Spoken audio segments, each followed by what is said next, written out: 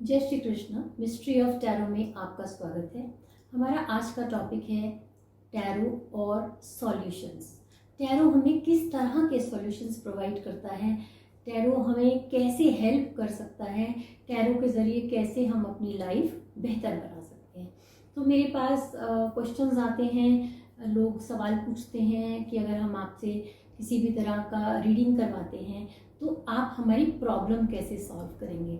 Which is $1 million question. बहुत अच्छा सवाल है कि प्रॉब्लम सॉल्व कैसे होगी।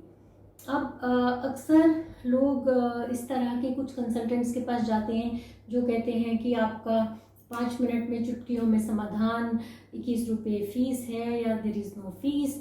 तो आप लोग इस तरह की एड्स पढ़ के आप लोगों को लगता है कि शायद इस तरह का कोई सोल्यूशन अवेलेबल होता होगा जिसमें जादुई रूप में चीज़ें हो जाती होंगी, क्योंकि जो आप एड्स पढ़ते हैं सौतन से छुटकारा, और अगर आपके पेपर कंप्लीट नहीं है तो आप विदेश जा सकते हैं, और इस तरह की तमाम चीज़ें जब आप पढ़ते हैं तो आप वो पाना चाहते हैं। हम सब वो चीज़ें जो बिना मेहनत के चुटकी में पाना चाहते हैं, हम सब उसके लिए तत्पर रहते हैं। लेकिन वहीं पर जो कंसल्टेंट है, जो रीडर है, जो एस्ट्रोलॉजर है, वो आपकी साइकोलॉजी पे प्ले करके वहीं पर उसका मिसयूज़ कर रहा है, और वहीं से आपका रास्ता डाउनफॉल का शुरू हो जाता है, क्योंकि आप ज़ीरो फीस से अट्रैक्ट होने के बाद वन आफ्टर अनदर कई तरह की रेमेडीज, सॉल्यूशंस और पूजास के चक्कर में पड़ के लाखों लाखों रुपया बर्बाद कर देते हैं। उस प्रोफेशन का भी नाम बदनाम हो जाता है कि एस्ट्रोलॉजर्स ऐसा करते हैं या टैरो रीडर्स ऐसा करते हैं। तो आपको पहले तो ये ठीक से समझ लेना है कि हमारी लाइफ में हम कैसे सॉल्यूशन पा सकते हैं, कैसे नहीं पा सकते। पॉइंट नंबर 1 ये है कि कुछ चीज़ें हमारी ऐसी होती हैं लाइफ में जिसके साथ हम पैदा होते हैं या हमें रहना पड़ता है, वो कार्मिक होता है और उसको हम चेंज नहीं कर सकते। तो जिस चीज़ को आप बदल नहीं सकते उसको आप एक्सेप्ट करना सीखेंगे, और जहाँ पर बदलने का स्कोप है वहाँ पर आप मेहनत करेंगे बदलने की।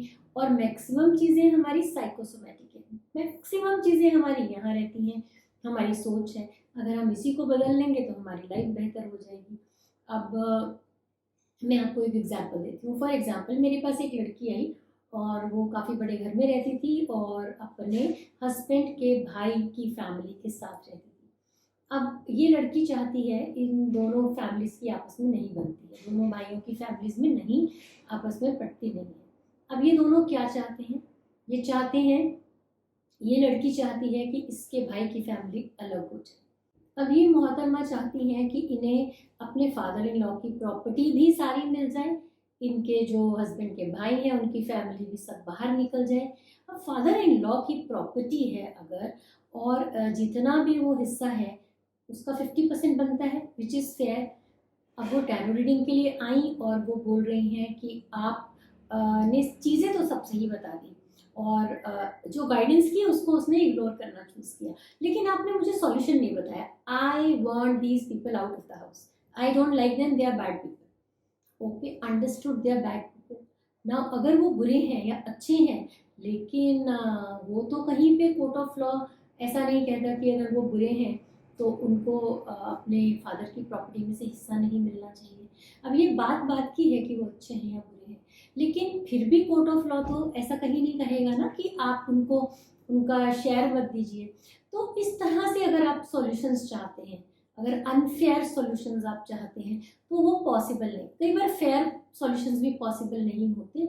अगर आपका हिस्सा बनता है और दूसरा पर्सन आपको दे नहीं रहा, लेकिन टैरो गाइडेंस में ये दिखा रहा है कि ये बहुत मुश्किल से होने वाला है, तो उस ये आपके लिए चेतावनी है। This is a warning for you that you have to work extra hard. Like you can't just be sitting and waiting कि मुझे तो मेरा शेयर मिल ही जाएगा। आपको उसके लिए एक्स्ट्रा मेहनत करनी पड़ेगी, एक्स्ट्रा कॉशियस रहना पड़ेगा कि देखें अपने फादर, ब्रदर्स या बाकी सिबलिंग्स के साथ ऐसा नहीं कि आप सो जाएं, आप किसी और सिटी में बैठे हैं और आप सोचें कि मेरा फेयर शेयर मुझे मिल ही जाएगा, और बाद में रोते रहें जो आपके हाथ में ना आए। तो इस तरह की कुछ चीज़ें हैं जो टैरो आपको गाइड कर देगा, आपको वार्न कर देगा, और फिर आप उसके अकॉर्डिंग अपना नेक्स्ट स्टेप ले सकते हैं। तो सॉल्यूशन इसी में छिपा है। सॉल्यूशन इसमें नहीं छिपा कि हम किसी को ज़ोर ज़बरदस्ती करके हम वो हक चाहे अपना ही ले रहे हैं या फिर हम दूसरे का भी ले रहे हैं, वो पॉसिबिलिटी नहीं बनती है किसी भी हालत में। तो इन चीज़ों का हमें ध्यान रखना है। रिलेशनशिप में भी इस तरह के सवाल उठते हैं कि मेरे हस्बैंड कहीं और इन्वॉल्व हैं, सो बहुत सारी तमाम चीज़ें करके लोग रेमेडीज़ कुछ इस तरह की कई बार लोग बता देते हैं कि उसमें बहुत बहुत अगेन लाखों रुपया खर्च हो जाता है और वो चीज़ें हो नहीं पाती। See I don't mean to say there is no scope, there is a scope, but then you have to be very careful. First guidance में क्या आया है, there is a scope for improvement और there is no scope for improvement. Maximum चीज़ें normal guidance से, tarot card की guidance से हमें या एस्ट्रोलॉजी की गाइडेंस से हमें पता चल जाती है कि हमारा रास्ता क्या होना चाहिए, पाथ क्या होना चाहिए, हमारा वेटिंग पीरियड क्या है, या इस दौरान में जब चीज़ें नहीं हो रही हैं तो उस समय पे हम क्या करें। क्या उस समय हम हाथ पे हाथ धर के बैठ जाएं, क्या अपनी स्किल डेवलप करें, क्या अपनी स्पिरिचुअल पार्ट को डेवलप करें, या हम इस डायरेक्शन में अपनी रिलेशनशिप को किसी और तरह से इम्प्रूव करें, या फिर हम वेज पार्ट कर लें, हम अपने रास्ते चले क्योंकि मैं ये सहन नहीं कर सकती, मेरे लिए थोड़ा ज़्यादा है, तो इसलिए मैं इस रिलेशनशिप में नहीं रह सकती, या मैं इस पर्टिकुलर चीज़ की नहीं वेट कर सकती। तो आपको समझ लेना है। कल ही मेरी एक लड़की से बात हो रही थी, उसको ये डाउट था कि उसके फादर उसको प्रॉपर्टी में शेयर नहीं देंगे, और उसको अपने हस्बैंड से भी प्रॉपर्टी किसी तरह की एलिमनी नहीं मिली। तो उसका सबसे बड़ा रीज़न क्या था, उसकी अपनी एक पॉइंट, एक ट्रेट जिसमें कि वो मांग नहीं सकती, अपने हक के लिए लड़ नहीं सकती। उसको लगता है, अगर इन्हें लगता है कि मेरा शेयर बनता है तो इन्हें देना चाहिए, अगर मेरे हस्बैंड को लगता है कि उसके बच्चे को भी मैं पाल रही हूँ तो उसे वो शेयर देना चाहिए, और अगर मेरे फादर को पता है कि मैंने कितना उनके लिए और या अपनी मदर के लिए कितना मैंने हेल्प एंड सपोर्ट किया, तो उनको मुझे अपने आप शेयर देना चाहिए, बट वो नहीं देंगे और मैं मांगूंगी नहीं। तो अब यहाँ पर अगर तो आपकी खुददारी ज़्यादा इम्पोर्टेंट है तो फिर आप भूल जाइए, देन डोंट क्रिब। फिर आप उसके लिए रोना धोना मत कीजिए कि मुझे नहीं मिला, या दूसरे पर्सन को ब्लेम मत कीजिए।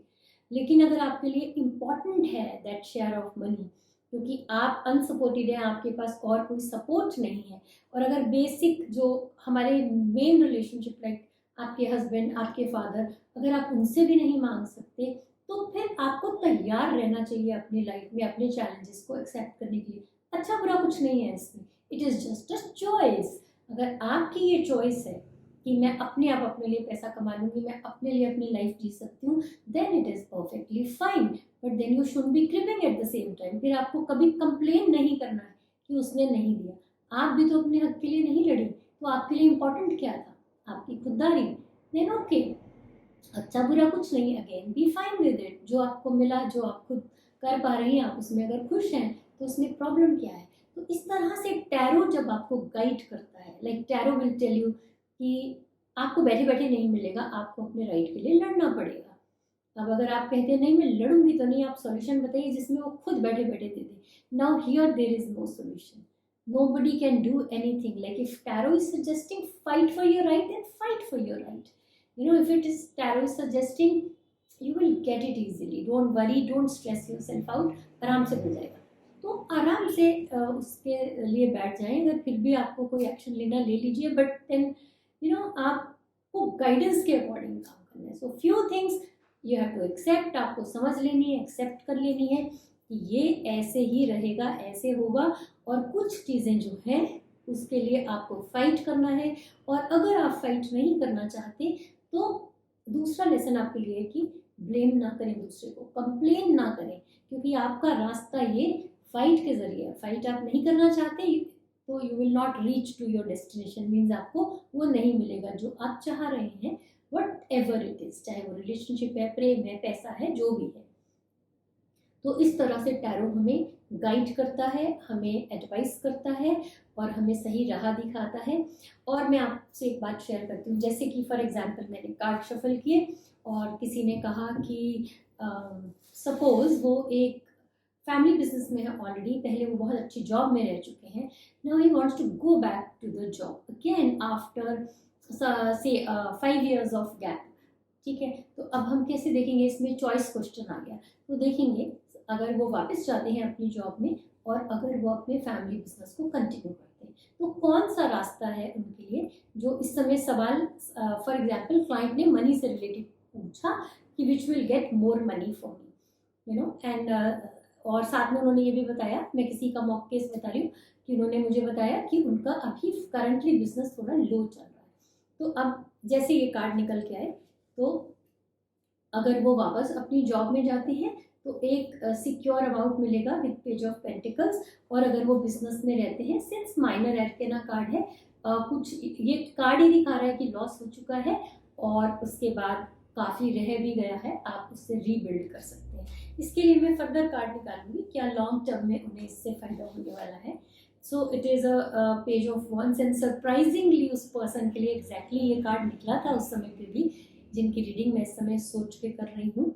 तो ये कहता है कि आप अपने लिए आपको एफर्ट करना पड़ेगा, आपको थोड़ा सा ज़्यादा मेहनत करनी पड़ेगी, ज़्यादा लोगों से मिलना पड़ेगा, तो आपका काम अच्छा चल जाएगा। तो इस तरह से हम चॉइस क्वेश्चंस देखते हैं।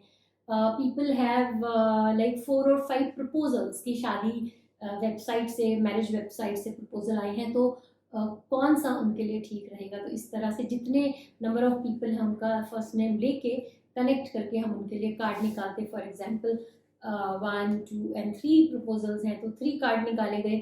तो इस तरह से उसके बारे में हम आराम से बता सकते हैं कि कौन सा प्रपोजल आपको क्या चीज़ लेके आएगा। Like for example first is showing 7 of Pentacles, तो ये दिखा रहा है कि मे बी इस पर्सन के पास इतना पैसा नहीं है जितना आप एक्सपेक्ट कर रहे हैं, या फिर अभी स्ट्रगलिंग स्टेज पे है। अगेन ये सबका अपना अपना क्राइटेरिया, किसी के लिए 5 lakh salary per month is a lot of money, और किसी के लिए लगता है कि अभी इतना कम है, मुझे इससे डबल मिलेगा तो मेरी लाइफस्टाइल बेटर होगी। तो लेकिन ये जो कपल इन क्वेश्चन है उसके हिसाब से ये इस समय लड़का स्ट्रगलिंग स्टेज पे। नंबर 2, ये थोड़ा स्टबन हो सकता है, थोड़ा सा you know this person is having a lot of money, लेकिन थोड़ा कंजूस हो सकता है, तो इस तरह से।